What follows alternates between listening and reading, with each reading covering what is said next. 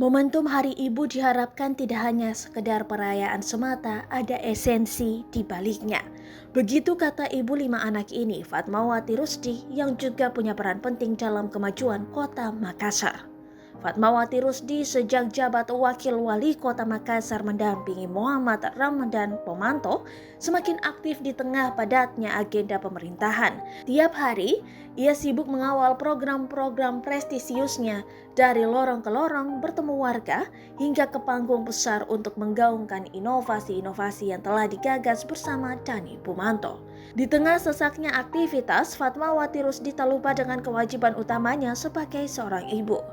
Sebelum menjalankan tugasnya sebagai pejabat publik, ia harus memastikan isi perut suami dan anaknya dalam kondisi aman. Oh pastinya, bangun tidur sebelum agenda yang sudah dijadwalkan, rutinitas pagi pastinya olahraga dan juga masuk dapur. Sebagai ibu tentunya pasti masuk dapur gitu.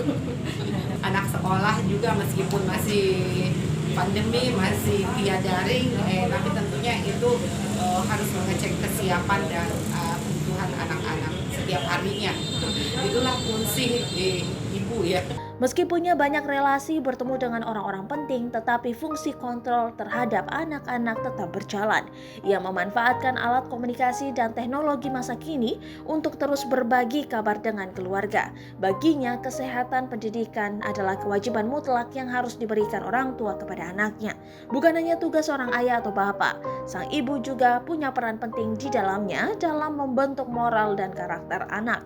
Sebagai bentuk kecintaan terhadap keluarga, Fatma sapaan karibnya sering berbagi momen kebersamaan bersama keluarga tercinta. Istri anggota Dewan Perwakilan Rakyat DPR RI Rusdi Mase ini acap kali mengunggah foto bersama di akun Instagramnya @fatmawati_rusdi. Baginya, perempuan harus berperan ganda.